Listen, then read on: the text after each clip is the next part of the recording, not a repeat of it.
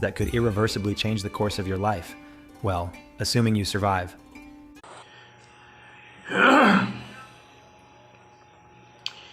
A guy, a blogger like you should at least get some honorarium from government of the Philippines, because you are promoting the tourism of the country, and your blog is very convincing.